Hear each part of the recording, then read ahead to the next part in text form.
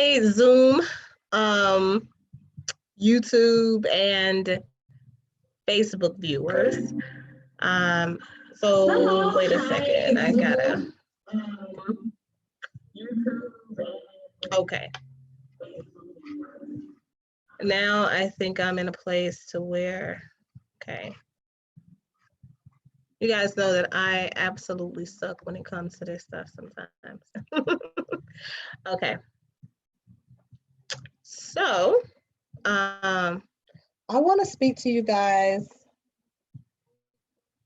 about your advocacy, your support, and the work/career conflict today. So, what I gather from a couple of different Facebook groups, and for those of you who are watching this video and that are not familiar with me or my advocacy and movements and things like that, I'm Dr. LaQuanda Jefferson, and I like to say that sometimes the thing that you're passionate about should definitely have an impact on what you choose to do professionally, right? But not everybody agrees with that. Apparently, we're all different people. We're definitely entitled to our positions and our opinions and things like that. And I am even an advocate of differentiation. So I like to sit at the table oftentimes with people who don't agree with my particular position, because that gives me a different perspective to look at things that even I feel strongly about in a different lens. So there was a post that was on Facebook specifically that brings me to this conversation. This one guy in one of the Facebook groups, he's a realtor, and I can understand it is a Facebook group about Black-owned businesses. So to support, promote Black-owned businesses. And he asked the question, like so many people have been asking over the past week since the murder of George Floyd. He asked the question, is it appropriate for us on our professional pages, on our business pages, right? So of course we know if you're a business owner, oftentimes you have a business social media page, whether it's Twitter, whether it's Instagram, IG, whether it's Facebook, whatever. Is it appropriate for us to advocate, to post generalized messages about how we're feeling, about the state of our union, right? Referring to the state of emergency against Black people in this moment.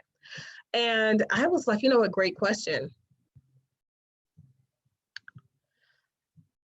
Do you think it's important what a person believes in when you're approaching them to provide a particular service for you? That was the question that I asked him. Because I think that we can all speak to the idea of association being something that typically leads us to either go with or decide not to go with a particular type of business. Oftentimes, what we stand for as individuals that are backing the businesses has a lot to do with whether or not people do business with us. So, I pose that question. So, from a place of curiosity mostly. So, personally, I am a psychotherapist, and I see clients of lots of ethnicity, should I say, and background and races, doesn't really matter. When they're selecting a clinician, I oftentimes ask the question, what made you pick me? I'm sure you saw in Psychology Today, you have lots of good options out there. All clinicians were not created equally. I like to know the things that make me stand out as a clinician that they've chosen as a good fit for them. And so when I ask these questions, it's typically from a place of simple curiosity, because that's just how I am, right?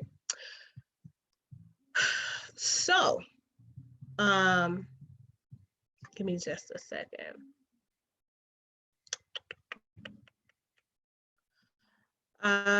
Create, highlight. So I'm doing some things with this live thing.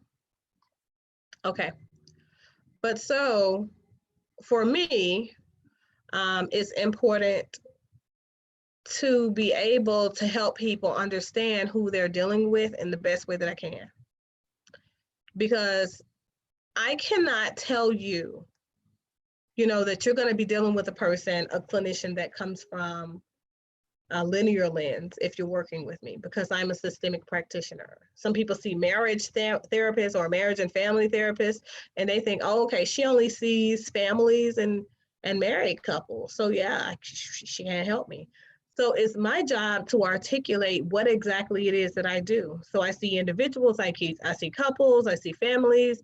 What are some of the issues that I'm working with when I'm working in therapy with those people? Significant trauma.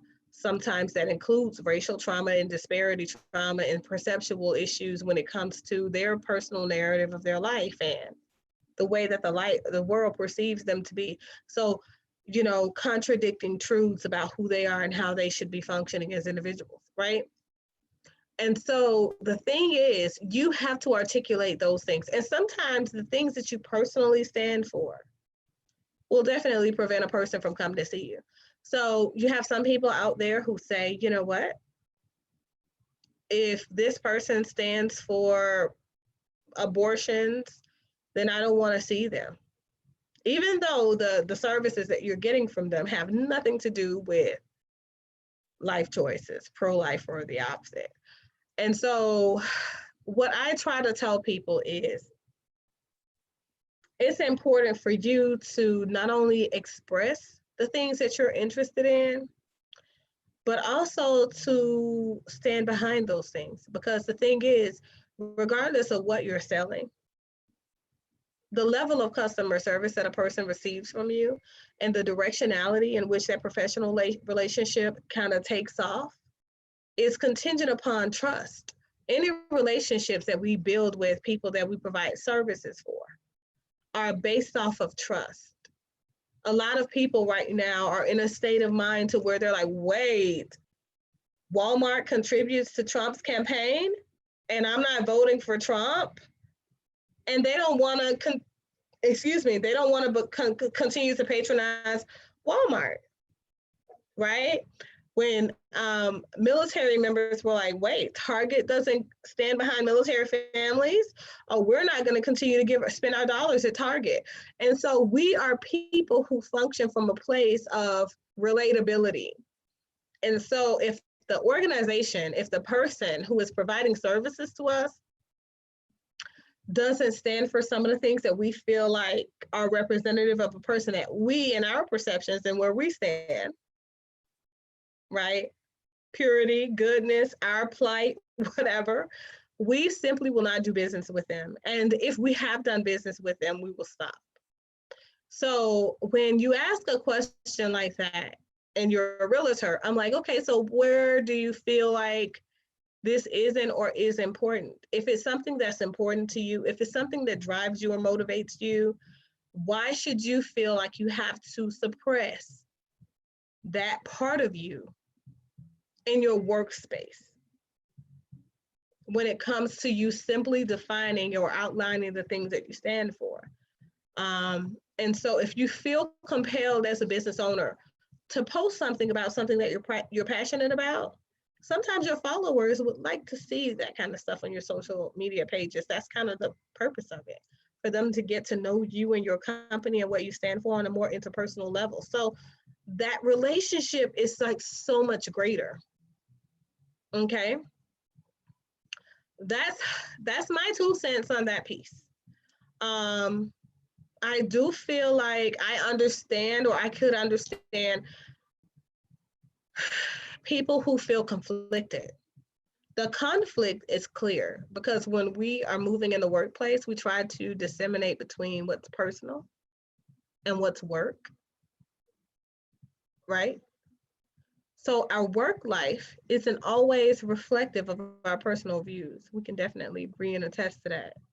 Some of the practices in which we've adopted at work, because that's a part of the way the company wants to run their company, they don't reflect who we are as a people or how we operate as an individual, right?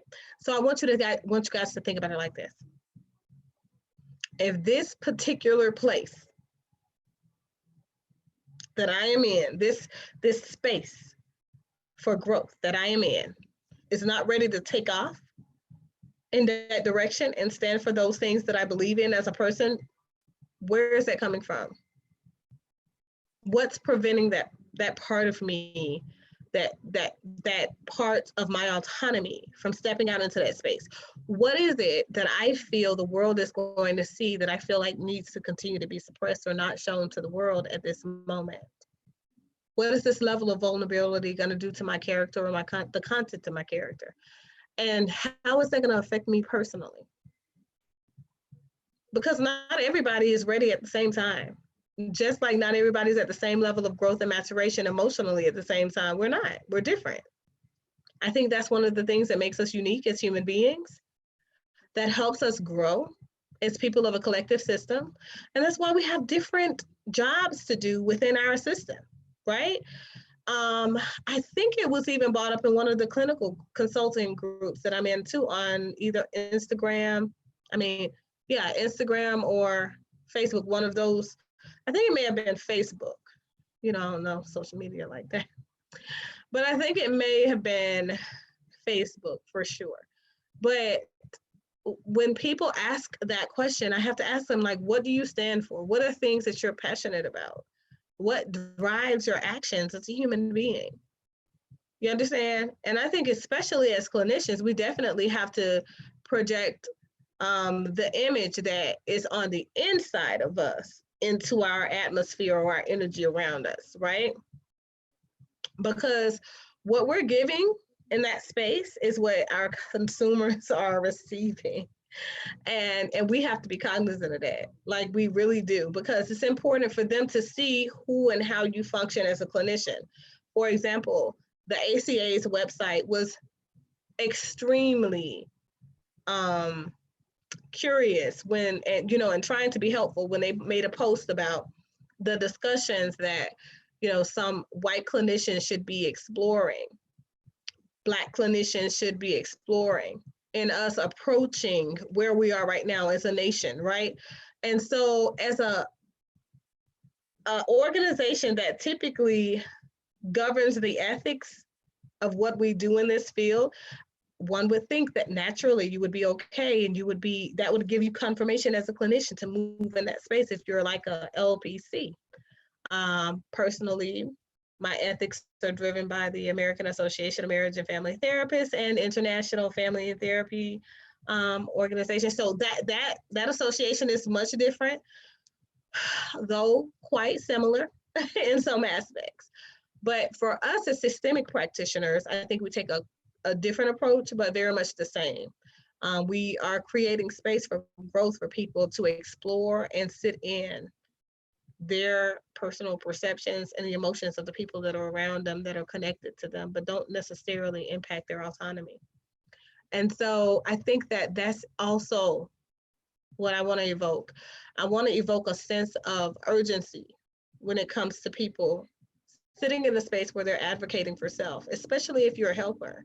If you are a helper and you're stuck in a place of confusion or conflict as to whether or not your voice matters, as to whether or not you should be altruistically expressing some of the insights that you have around the things that are currently going on. The whole world is moving now in the wake of George Floyd's murder. We have to provide, especially, it was Mental Health Month, right? Mental Health Awareness Month in May. Geez, what is this doing for the state of people's emotional and mental health? They watched a murder take place via video. And right now, so many people are relating to the emotional response of that piece. As people, like, their internal emotions, the different parts of themselves are crying out for understanding, justice, right? And so if we are not empowering people when they come to us for that, to advocate on their own and within their own right, that's coming from a place of us feeling like we can't even do it ourselves for ourselves. So what I do in this moment is invite you guys as clinicians, as lay people, as whatever profession that you're in right now, to show a true depiction of who you are. I talked about the ACA putting that thing up about what conversation should be taking place. By the way, there were lots of negative comments. There were a lot of racist undertones that were out there by some clinicians that are not melanated clinicians, right? And so what did the ACA do? They removed those comments instead of keeping them there so that people can recognize their colleagues for exactly who they are. We cannot hide who we are as people. If a person is racist, regardless of what race they're racist inside of or prejudiced against, I think that we have to, as people, learn how to own and acknowledge the fact that they are very much in their right, as long as their racism doesn't infringe on the right of other people. So attempts to be in that way are one thing. The results of their attempts to be the people who infringe upon our rights sometimes are contingent upon how we receive them. If we give life to that energy in which they're trying to evoke onto our lives, then yeah, they're going to do just that. We're going to feel inadequate. We're going to feel like we're the people that are lower, lesser, undervalued. We're not worth it. All of that. Understand that everybody is worth it. Each of you is worth it, regardless of where you stand. Your opinion matters, whoever you are, or however you are. Just may not matter to the people that you're trying to express it to. Okay?